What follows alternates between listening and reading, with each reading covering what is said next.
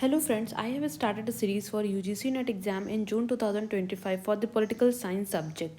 This series is very beneficial for those students who can't afford paid courses because in this series I will complete the whole syllabus of political science unit by unit wise and topic by topic wise.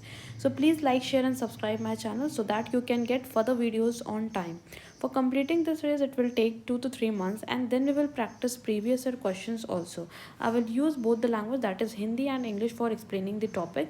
Today's topic is Aristotle. I have uploaded the two uh, parts of this topic already.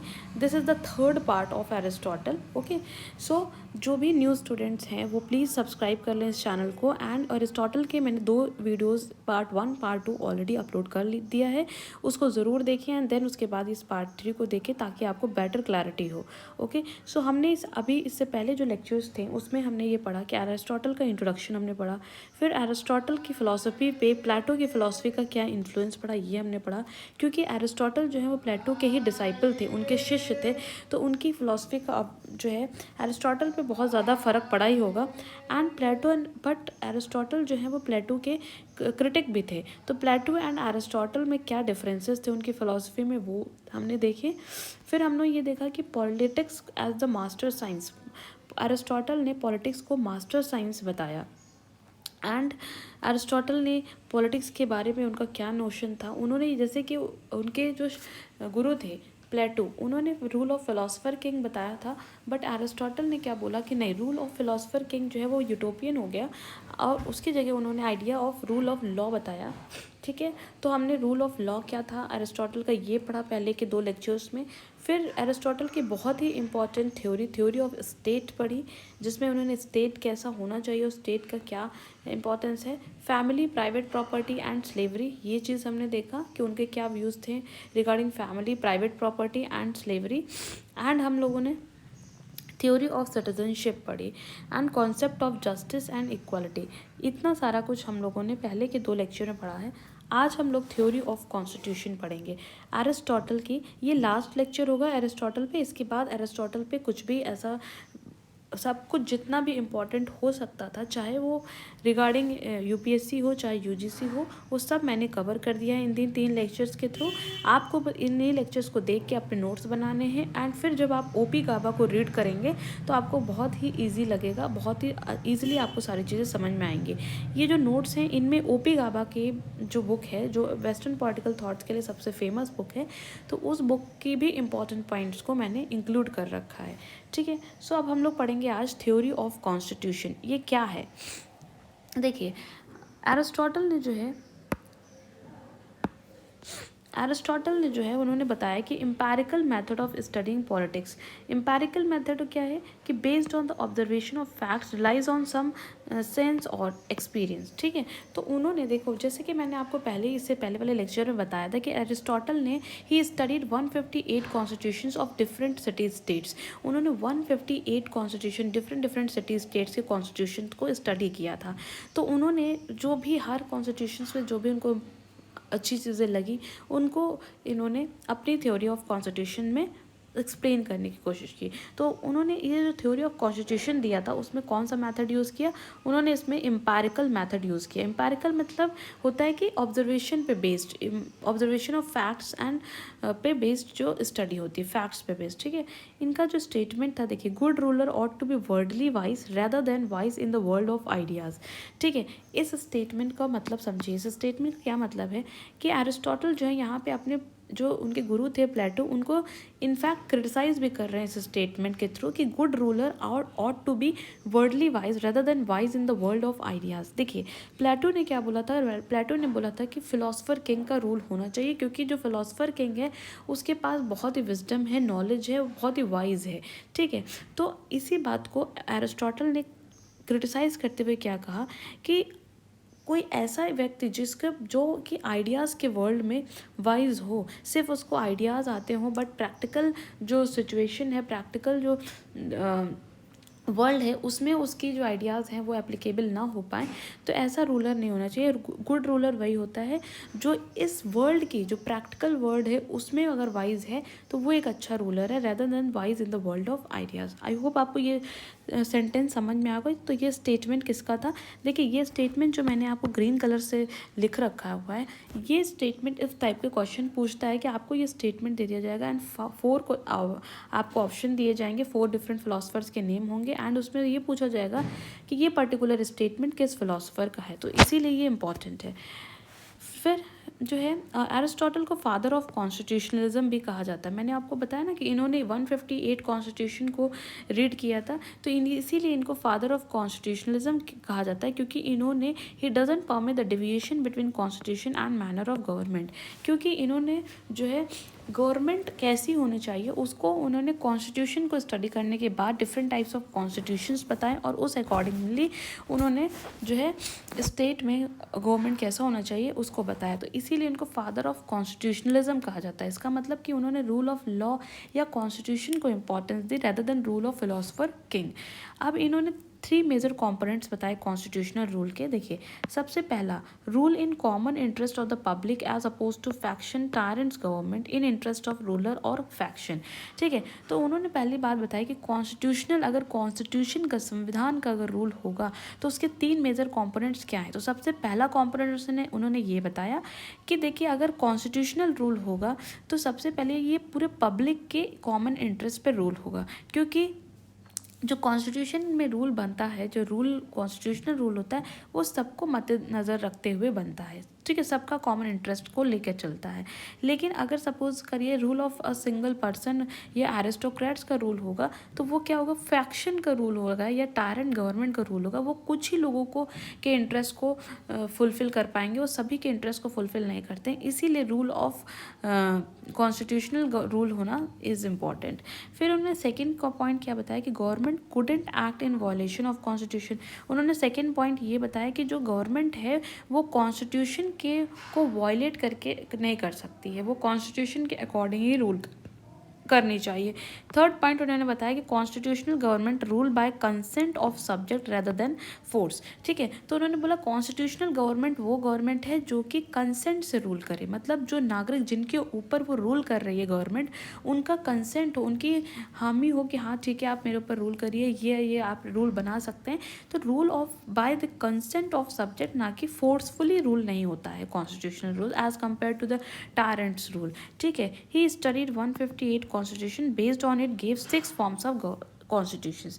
अब उन्होंने क्योंकि 6 तरह के मतलब उन्होंने 158 constitutions को study किया था, तो उन कॉन्स्टिट्यूशंस को स्टडी करने के बाद उन्होंने ये पाया कि बेसिकली उन्होंने कॉन्स्टिट्यूशन को 6 बेसिक फॉर्म में क्लासिफाइड किया। ठीक है, this table is very important. So Aristotle's classification of constitutions, Aristotle ने कैसे कॉन्स्टिट्यूशन को क्लासीफाई किया।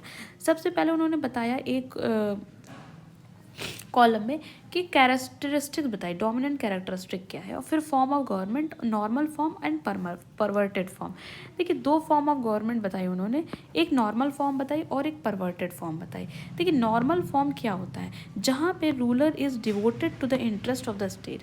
ठीक है, नॉर्मल फॉर्म वो फॉर्म होती है जहाँ पे रूलर जो है, जो रूल कर रहा है, जो गवर्नमेंट है या जो राजा है, वो किसके इंटरेस्ट पे, स्टेट के इंटरेस्ट के पे डिवोटर है।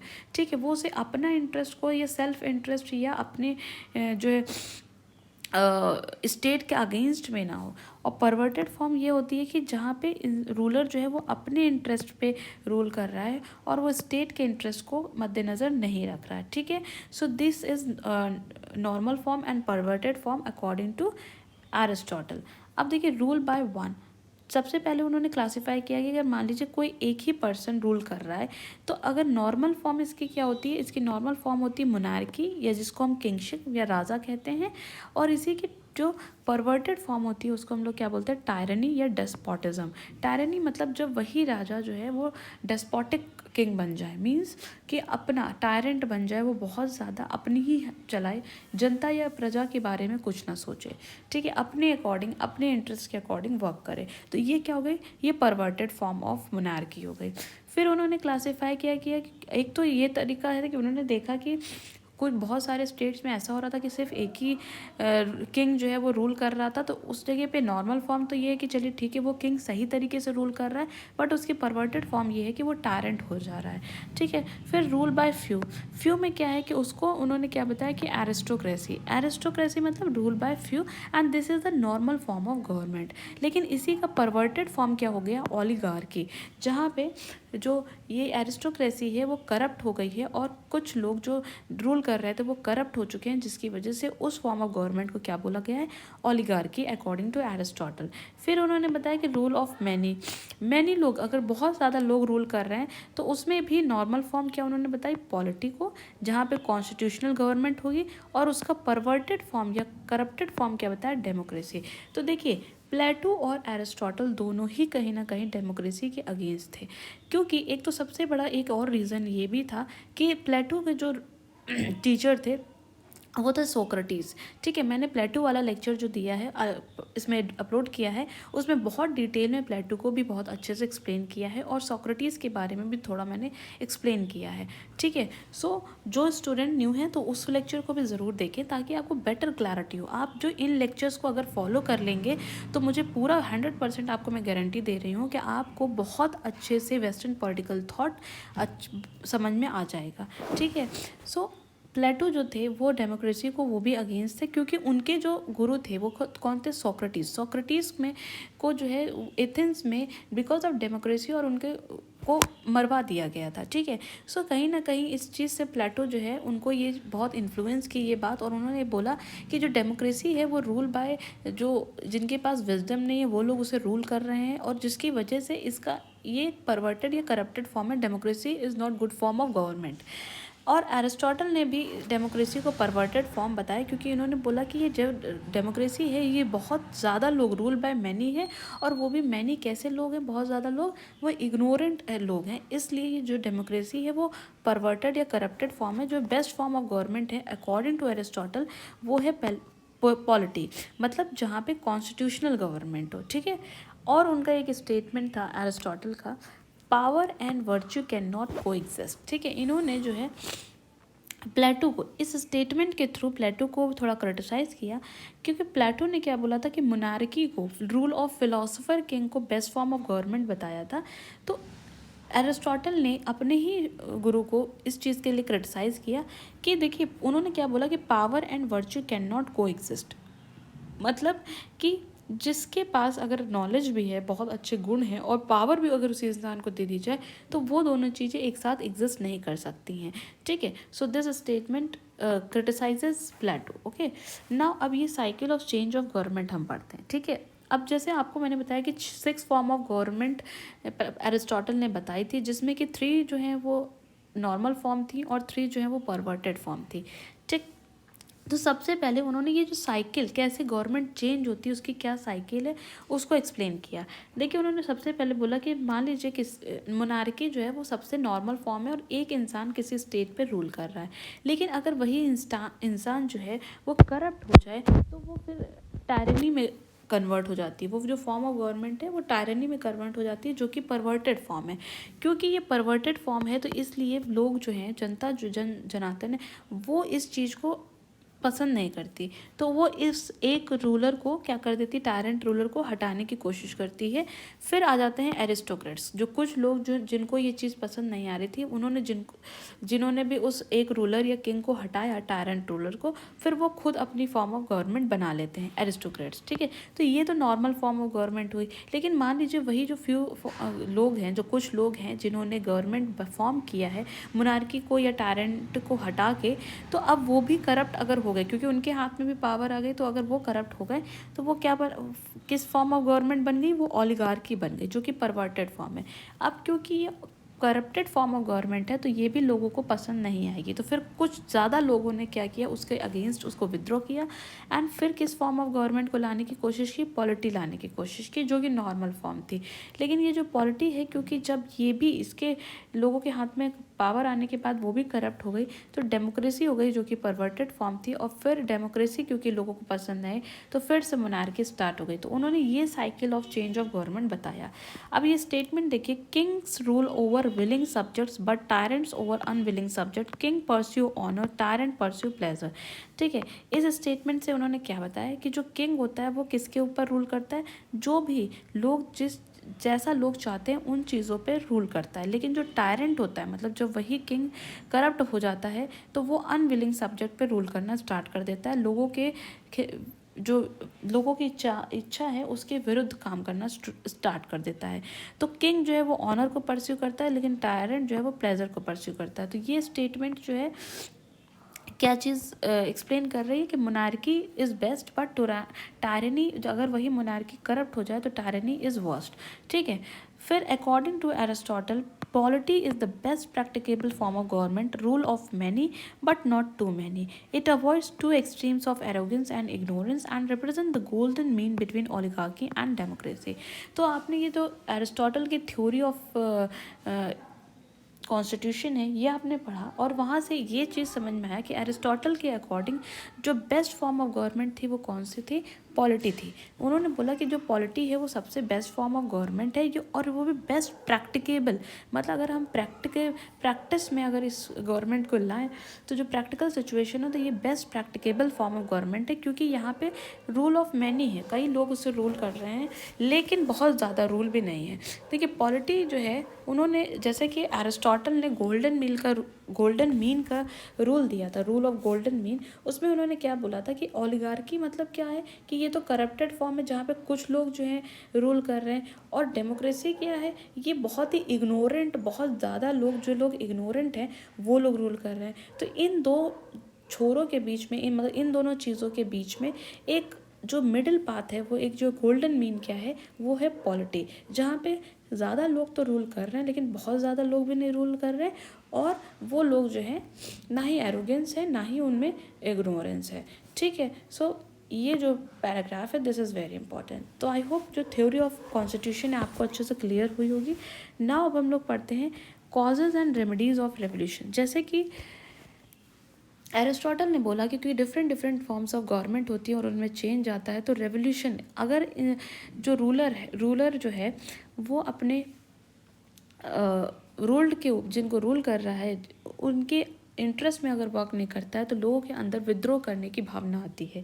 ठीक है, तो ये जो रेवोल्यूशन की बात की थी ये कार्ल मार्क्स ने भी की थी और एरिस्टोटल ने भी की थी, लेकिन दोनों के रेवोल्यूशन में क्या डिफरेंस है ये हम लोग पढ़ेंगे। ठीक है, सो सबसे पहले प्लेटो ने कॉज क्या बताया, प्लेटो ने रेवोल्यूशन होने का कॉज बताया पॉलिटिकल इनस्टेबिलिटी। प्लेटो के अकॉर्डिंग अगर जो है स्टेट में पॉलिटिकल इनस्टेबिलिटी है तो रेवोल्यूशन होगा। ठीक है, और साथ साथ उन्होंने क्या बताया कि dissatisfaction with the existing distribution of power and prestige given rise to rebellion. तो देखिए ये जो पहला पॉइंट है ये पॉलिटिकल इनस्टेबिलिटी वाला पॉइंट तो प्लेटो का था, और सेकंड पॉइंट जो ये है ये पॉइंट एरिस्टोटल ने दिया था कि लोगों के अंदर जो डिससेटिस्फैक्शन होती है कि जिस तरह से पावर और प्रेस्टीज स्टेट में डिस्ट्रीब्यूट होती है उससे लोग सेटिस्फाइड नहीं होती हैं, और इसी वजह से लोगों के अंदर विद्रोह की भावना उत्पन्न होती है, और यही कारण है कि रेवोल्यूशन होने का।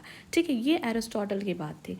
अब एरिस्टोटल ने इसका रेमेडी भी बताया। देखिए मैंने कॉज आपको बताया कि एरिस्टोटल ने क्या कॉज बताया था कि जिस तरह से पावर और प्रेस्टीज स्टेट में डिवाइड होती है वो डिस्ट्रीब्यूशन जो है वो उस डिस्ट्रीब्यूशन से लोग डिससेटिस्फाइड होते हैं, जिसकी वजह से रेबेलियन की भावना उत्पन्न होती है। ठीक है, अब रेमेडी क्या बताया एरिस्टोटल ने, रेमेडी बताया कि sedition is the first step to revolution, sense of injustice is the source of all dissatisfaction.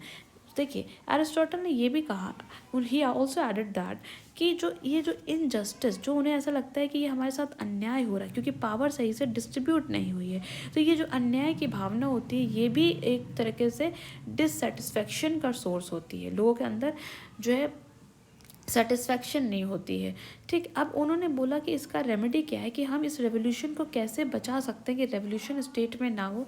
तो उन्होंने पहला पॉइंट क्या दिया कि preventing dissatisfaction in any section of community, constitution is founded on consent of all. ठीक, तो उन्होंने क्या बोला, जैसे कि मैंने बताया इससे पहले आपको थ्योरी ऑफ कॉन्स्टिट्यूशन ही पढ़ाई जिसमें कि एरिस्टोटल ने ये बोला था कि पॉलिटी जो है वो best form of practicable form of government है। तो उन्होंने बोला कि अगर रेवोल्यूशन ना हो, इसके लिए रेमेडी यही है कि जो लोगों के अंदर डिससेटिस्फैक्शन की भावना आ रही है उसको प्रिवेंट किया जाए। उसको कैसे रोके? कॉन्स्टिट्यूशन को मतलब कॉन्स्टिट्यूशन बनाए, और वो कॉन्स्टिट्यूशन कैसा हो? सबके कंसेंट पे बना हो, मतलब सबके राय, सब लोग उसे राय, मतलब सब लोग का उस पर कंसेंट हो। ठीक है। उसके बाद सेकंड पॉइंट उन्होंने क्या बोला कि educating the people in accordance with the spirit of constitution. ठीक, तो पहला पॉइंट उन्होंने बोला कि कॉन्स्टिट्यूशन बनाए और वो कॉन्स्टिट्यूशन सबकी रजामंदी से हो, और तभी डिससेटिस्फैक्शन नहीं होगी। और फिर कॉन्स्टिट्यूशन सिर्फ बनाए नहीं, फिर कॉन्स्टिट्यूशन में जो चीज़ें हैं उसको लोगों को एजुकेट भी करें उसके अकॉर्डिंग। जैसे हमारी कंट्री में कॉन्स्टिट्यूशन है, लेकिन अगर आप पूरे 140 करोड़ जनता से कॉन्स्टिट्यूशन में सिर्फ फंडामेंटल राइट्स के ही बारे में पूछ लेंगे तो बहुत शायद ही 5 से 10% लोग उसके बारे में आपको सही बता दें 140 करोड़ में। बाकी लोगों को तो पता ही नहीं है कि क्या उनके अधिकार हैं, क्या हमारे संविधान में लिखा हुआ है और क्या हमारे अधिकार हैं, राइट्स एंड फंडामेंटल ड्यूटीज़ क्या हैं। ठीक है, तो ये जब पता ही नहीं है, तो इसीलिए एरिस्टोटल ने क्या बोला कि रेवोल्यूशन तब नहीं होगा जब सबसे पहली बात तो ये डिससेटिस्फैक्शन को प्रिवेंट किया जाए। डिससेटिस्फैक्शन को हम कैसे प्रिवेंट कर सकते हैं? कॉन्स्टिट्यूशन बना के, कॉन्स्टिट्यूशन सभी की रजामंदी से हो, और वो कॉन्स्टिट्यूशन के बारे में सबको जो है एजुकेट किया जाए, म्यूचुअल अंडरस्टैंडिंग हो, गुडविल हो and cooperation, law abiding younger generation हो। ठीक है, तो जो ये यंग जनरेशन है उनमें म्यूचुअल अंडरस्टैंडिंग होनी चाहिए, गुडविल एंड कॉपरेशन होना चाहिए। फिर उन्होंने थर्ड पॉइंट क्या बताया कि ethical principle of golden mean. अभी आपको मैंने ऊपर समझाया गोल्डन मीन क्या था। जैसे कि गौतम बुद्धा ने बताया था कि मध्यम मार्ग, वैसे ही एरिस्टोटल का भी आइडिया था, आइडिया ऑफ गोल्डन मीन। उन्होंने बोला कि इन्हीं दो एक्सट्रीम्स के बीच में जो अगर हम मिडिल पाथ को चूज़ करते हैं तो वो सबसे बेस्ट तरीका होता है। तो उन्होंने कॉन्सेप्ट ऑफ मिक्स्ड कॉन्स्टिट्यूशन का कॉन्सेप्ट दिया। जैसे कि उन्होंने दो तरह के कॉन्स्टिट्यूशन बताए थे, ओलिगार्की एंड डेमोक्रेसी, जो कि एक्सट्रीम फॉर्म थे, और उसका जो मध्यम मार्ग था क्या था, वो पॉलिटी था। तो इसीलिए उन्होंने he also gave the concept of mixed constitution, that is the rule of law. ठीक है, he also said that revolution is indispensable midwife of social change. देखिए ये जो है वो बहुत इंपॉर्टेंट है।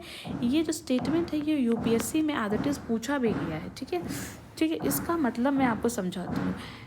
Revolution is midwife. मिडवाइफ मतलब क्या होता है? जैसे दाई होती हैं, घर में दाई होती है ना, जैसे जब कोई बच्चा पैदा होता है तो दाई उसकी रखवाली करती हैं, तो उसी तरह उन्होंने बोला कि revolution is the indispensable midwife of social change. उन्होंने कहा अगर सोसाइटी में चेंज लाना है तो रेवोल्यूशन एक तरीके से वो मिडवाइफ है।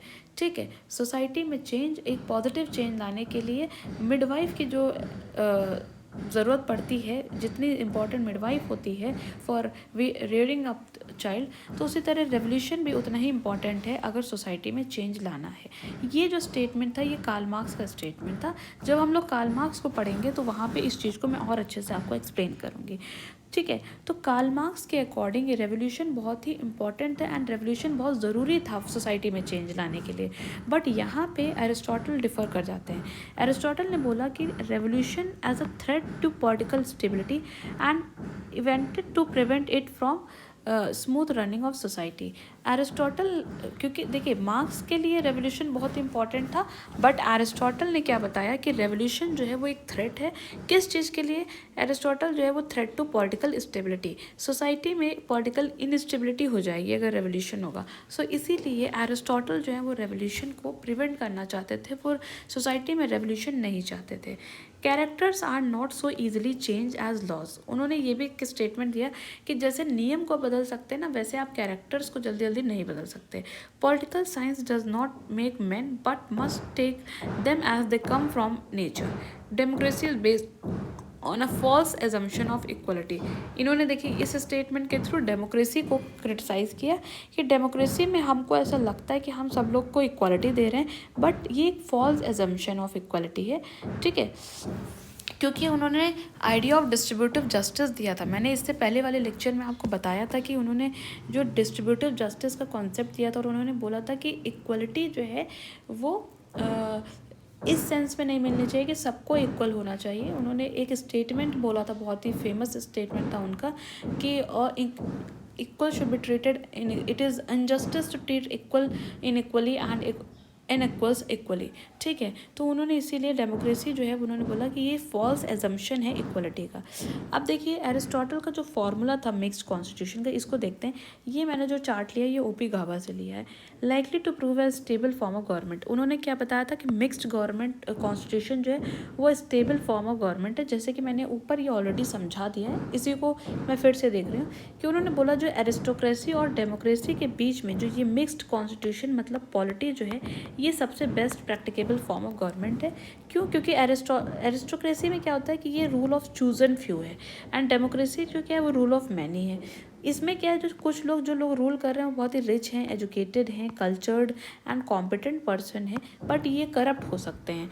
और rule of democracy, rule of many क्या है कि ये लोग बहुत पुअर और ऑर्डिनरी लोग हैं, तो इनके पास इतनी कैपेबिलिटी नहीं है कि वो पॉलिटिकल डिसीजन ले सकें, ठीक है। सो इन दोनों एक्सट्रीम्स के बीच, इसके और इसके एक्सट्रीम के बीच में ये जो मिक्स्ड कॉन्स्टिट्यूशन का कॉन्सेप्ट है ये सबसे बेस्ट है, क्योंकि इसके अंदर जो रिच और कॉम्पिटेंट लोग हैं वो लोग क्या करेंगे, वो लोग रूलिंग तो करेंगे लेकिन कंसेंट किससे लेंगे, उन अपने डिसीजंस को अप्रूव किससे करवाएंगे, ऑर्डिनरी पीपल से। तो ये और ये दोनों चीज़ें मिक्स होकर मिक्स्ड कॉन्स्टिट्यूशन बन जाएगा। इसी चीज़ को एरिस्टोटल का यही फॉर्मूला था मिक्स कॉन्स्टिट्यूशन, कि जो लोग कैपेबल हैं, जैसे ये लोग कैपेबल हैं रूल करने के, तो ये लोग रूलिंग करेंगे, डिसीजन लेंगे, लेकिन इन डिसीजन को कंसेंट कौन देगा, ये ऑर्डिनरी पीपल लोग कंसेंट देंगे। आई होप आपको ये बात समझ में आई होगी। फिर अभी हमने आपको ऊपर पढ़ाया कि कैसे एरिस्टोटल और कार्ल मार्क्स ने रेवोल्यूशन के बारे में बोला, लेकिन एरिस्टोटल ने कुछ अलग बोला और मार्क्स ने अलग बोला, तो उनमें क्या कंपैरेटिव हम स्टडी को पढ़ेंगे। सबसे पहले हम उनका फिलोसफिकल बेसिस देखेंगे। तो जो है एरिस्टोटल का व्यू क्या था, कंजर्वेटिज्म वाला व्यू था, एंड मार्क्स का व्यू क्या था, वो रेडिकलिज्म वाला व्यू था, ठीक है। जैसे कि फिलोसफिकल बेसिस,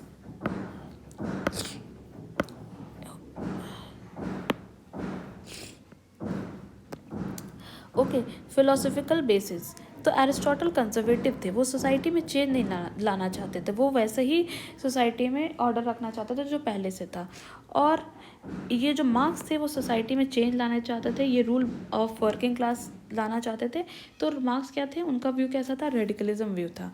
फिर एरिस्टोटल के अकॉर्डिंग उनका नेचर ऑफ रेवोल्यूशन क्या था कि any change in the form of government और द रूलिंग क्लास, और इनका क्या था, अ थॉरो गोइंग चेंज। इन्होंने बोला कोई भी चेंज हो सकता है, थोड़ा बहुत भी चेंज सही है, बट इन्होंने मार्क्स जो थे, जब हम लोग कार्ल मार्क्स को पढ़ेंगे तो ये आपको जो टेबल है ये और अच्छे समझ में आएगी। मार्क्स जो चाहते थे पूरी तरीके से चेंज चाहते थे सोसाइटी में, और वो एक इकोनॉमिकल और पॉलिटिकल ऑर्डर ऐसा चाहते थे जहाँ पे जो न्यू इमर्जिंग क्लास है, मतलब जो प्रोलेटेरिएट क्लास था, वो बुर्जुआजी क्लास को पूरी तरीके से ओवरथ्रो कर दे और अपना रूल ले आए, ऐसा मार्क्स चाहते थे। बट एरिस्टोटल इस टाइप का कुछ चेंज नहीं चाहते थे। फिर कॉजेज़ क्या थे, रेवोल्यूशन का कॉज क्या था, इन्होंने एरिस्टोटल ने क्या बताया था, मैंने ऑलरेडी आपको एक्सप्लेन किया है कि जो डिससेटिस्फैक्शन या इनजस्टिस की जो भावना थी लोगों के अंदर, जो लोग रूल नहीं कर रहे थे नॉन रूलिंग क्लास के अंदर, ये कारण था रेवोल्यूशन का according to Aristotle. But according to Marx उन्होंने बोला कि जो सेंस ऑफ इनजस्टिस है डिपेंडेंट क्लास का, या फिर ये कह सकते हैं कि जो बुर्जुआसी क्लास जो प्रोलेटेरिएट क्लास को एक्सप्लॉइट कर रहा है, ये एक रीज़न, बहुत बड़ा रीज़न था, क्योंकि उनको अपनी स्ट्रेंथ का बारे में कॉन्शियसनेस थी, और यही कारण था कि रेवोल्यूशन होना। फिर इम्पैक्ट रेवोल्यूशन का क्या था, तो एरिस्टोटल ने बोला कि अगर रेवोल्यूशन होगा तो पॉलिटिकल इनस्टेबिलिटी हो जाएगी, लेकिन मार्क्स ने क्या बोला कि अगर रेवोल्यूशन, तो एरिस्टोटल एक तरह से निगेटिवली देख रहे थे रेवोल्यूशन को, बट मार्क्स जो है उसी रेवोल्यूशन को पॉजिटिवली देख रहे थे। उनके अकॉर्डिंग क्या था कि अगर रेवोल्यूशन होगा तो एक new era of social progress आएगा, ठीक है। सो अब Aristotle, is the revolution desirable, क्या एरिस्टोटल के लिए रेवोल्यूशन डिज़ायरेबल था, तो नो, क्योंकि एरिस्टोटल जो है वो रेवोल्यूशन नहीं चाहते थे। It is necessary to take effective measures to prevent revolution. और मार्क्स ने बोला कि हाँ, रेवोल्यूशन जो है वो ज़रूरी है, क्योंकि वो कहीं ना कहीं सोशल प्रोग्रेस के लिए ज़रूरी है, एक स्ट्रॉन्ग ऑर्गेनाइजेशन बनेगा, और जो कैपिटलिज्म जो है, ये जो इस फॉर्म का जो कैपिटलिज्म को ओवरथ्रो करके सोशलिज्म, और सोशलिज्म को भी ओवरथ्रो करके कम्युनिज्म वाली फिलोसफी आएगी। ठीक है, तो आई होप आपको इन दोनों के बीच का डिफरेंस समझ में आ गया होगा। अब जो है सबसे इम्पॉर्टेंट यहाँ से यूजीसी के लिए जो इम्पोर्टेंट होता है, इम्पॉर्टेंट कमेंट्रीज हम लोग पढ़ेंगे कि एरिस्टोटल के लिए लोगों ने क्या बोला। ठीक है, तो सबसे पहले जो फिलोसफर R.G. गेटल, उन्होंने क्या बोला एरिस्टोटल को। R.G. गेटल ने क्या बोला कि politics is not systematic study of political philosophy but rather 3 treatise on the art of government. ठीक है, तो ये जो 3 ट्रीटीज वाली बात की थी ये R.G. गेटल ने बोला था। तो यहाँ से क्वेश्चन देखो कैसे आएगा कि आपको ये स्टेटमेंट दे दिया जाएगा और बोलेगा जाएगा कि ये स्टेटमेंट एरिस्टोटल पे किसने बोला। ठीक है, सो पॉलिटिक्स ये आपको एज इट इज़ लर्न करना होगा। ठीक है, फिर उसके बाद देखिए यहाँ पे कि Aristotle is the greatest of all Platonist, ये किसने बोला था, सुजान ई फॉस्टर ने। फिर as Brutus loves not Caesar less but Rome more, so Aristotle says dear is Plato but dear still is truth. ठीक है, तो ये वुल ड्यूरेंट का स्टेटमेंट था रिगार्ड किसके लिए, एरिस्टोटल के लिए। जैसे कि जूलियस सीजर भी नॉवल है, तो वही उसके जूलियस सीजर से ही इन्होंने कंपेयर किया कि जैसे सीजर को ब्रूटस लव करता था लेकिन उतना ही ज़्यादा नहीं, उसी तरह प्लेटो जो है, प्लेटो को एरिस्टोटल पसंद भी करते थे बट उनको क्रिटिसाइज़ भी करते थे। तो यहाँ पे ब्रूटस और सीजर से कंपेयर किया विल ड्यूरेंट ने। ठीक है, तो ये वाला स्टेटमेंट आई होप आपको याद रहेगा। फिर उसके बाद ये विल ड्यूरेंट वाला हमने देख लिया। फिर मैक्सी ने क्या बोला एरिस्टोटल को कि some person remarks Aristotle think slavery is unjust and contrary to nature but he is of the opinion that is in quite in accord with the laws of nature and the principles of justice. ठीक है, तो इन्होंने slavery, जो Aristotle ने slavery theory of slavery दी थी उसके regarding maxi ने एरिस्टोटल को बोला कि कुछ लोग जो एरिस्टोटल को इस चीज़ के लिए क्रिटिसाइज भी करते हैं और अनजस्ट भी बताते हैं, बट उन्होंने कुछ जो लॉज ऑफ नेचर है उस एरिस्टोटल ने उसके अकॉर्डिंग अपनी थ्योरी ऑफ नेशन स्लेवरी दिया। फिर अर्नेस्ट बाकर, इन्होंने क्या बताया कि Aristotle conception of slavery is more justification of a necessity than a deduction from disinterested observation of fact. तो इन्होंने भी जो एरिस्टोटल की जो स्लेवरी की थ्योरी थी उसको बताया कि उन्होंने जो एरिस्टोटल ने अपनी जो थ्योरी ऑफ स्लेवरी दी वो उसको जस्टिफाई किया कि हाँ ये बहुत ज़रूरी है क्योंकि नेचर ने इसी तरह से लोगों को बना के भेजा। मैंने इससे पहले वाले लेक्चर में थ्योरी ऑफ स्लेवरी को बहुत अच्छे से एक्सप्लेन किया है। ठीक है, तो जो भी न्यू स्टूडेंट है प्लीज़ उन लेक्चर्स को ज़रूर देख लें। ठीक है, तो ये वाला स्टेटमेंट किसका है, अर्नेस्ट बार्कर का। अब हम लोग कुछ इंपॉर्टेंट बुक्स पढ़ेंगे जो एरिस्टोटल ने लिखी। ठीक, यहाँ से भी क्वेश्चन ज़रूर से ज़रूर आता है कि भाई आपको बुक के नेम दे दिए जाएंगे और 4 फिलोसफर के नेम दे दिए जाएंगे और पूछेंगे कि ये पर्टिकुलर बुक किसने लिखी। तो सबसे पहली बुक जो एरिस्टोटल ने, और इसी क्रोनोलॉजी में लिखी गई है। ठीक है, सबसे पहले निकोमेकियन एथिक्स। तो निकोमेकियन एथिक्स में एरिस्टोटल ने क्या किया कि उन्होंने इस चीज़ मतलब ये एरिस्टोटल ने इस बुक्स को लिखी और उन्होंने एनालाइज किया कि मैन के पास कैसे वर्च्यूज़ होने चाहिए कि उन्हें वो वर्च्यूज़ हैप्पीनेस ला सके। ठीक है, फिर उनकी जो दूसरी बुक थी, ये तो पहली बुक थी, दूसरी बुक पॉलिटिक्स थी। ये सबसे इंपॉर्टेंट बुक्स थी क्योंकि इसी बुक में उन्होंने अपनी सारी थ्योरी दी थी, theory of constitution, rule of law, theory of citizenship, theory of slavery, theory of revolution, और हमने सारी थ्योरी कवर कर ली है। ठीक है, फिर उसके बाद उनकी एक बुक थी मेटाफिजिक्स। मेटाफिजिक्स में प्लेटो ने थ्योरी ऑफ फॉर्म्स दी थी। ये याद रखिएगा कि थ्योरी ऑफ फॉर्म्स जो है उन्होंने मेटाफिजिक्स में दिया था, और ये हमने आपको थ्योरी जो प्लेटो की जो थ्योरी ऑफ फॉर्म्स थी उसको एरिस्टोटल ने इस बुक में रिजेक्ट किया था। मैंने आपको प्लेटो वाले लेक्चर में उनकी जो थ्योरी ऑफ फॉर्म्स है उसको मैंने आपको समझाया था अच्छे से। ठीक है, तो उसी थ्योरी को एरिस्टोटल ने अपनी बुक मेटाफिजिक्स में क्रिटिसाइज़ किया था। इन्होंने बोला कि as the study of being or the first philosophy in which the author investigates the nature of things that can be claimed to be। ठीक है, फिर इनकी जो है ये तीसरी बुक थी। चौथी बुक क्या थी, पोएटिक्स। ठीक, तो इन्होंने इसमें लिटरेरी क्रिटिसिज्म किया था। फिफ्थ बुक इनकी ऑन द सोल या डी एनिमा, ये ऑन द सोल, ये भी एरिस्टोटल की बुक है। ठीक, फिर अदर बुक्स इनके नाम देखिए, rhetoric, categories, posterior analytics, on the heavens, admin ethics. तो ये सब आपको बुक्स को लर्न करना है, माइंड में रखना है कि इन केस यहाँ से अगर क्वेश्चन आ जाए तो आप कर सकें। तो एरिस्टोटल पे जितना भी हो सकता था मैंने सारा कुछ कवर किया है यूजीसी वाले स्टूडेंट्स के लिए, एंड यूपीएससी के लिए भी मैंने एरिस्टोटल अच्छे से क्लियर किया है। फिर जब हम लोग क्वेश्चंस को प्रैक्टिस करेंगे तो आप वहाँ पे अगर कुछ न्यू आता है तो मैं वहाँ पे आपको एक्सप्लेन करूँगी। सो आई होप आपको मेरे लेक्चर्स ये पसंद आ रहे होंगे। So please like, share and comment. And जिसको भी कोई सजेशन देनी हो तो प्लीज़ वो कमेंट कर सकता है। Please like share and subscribe my channel. Thank you so much for watching.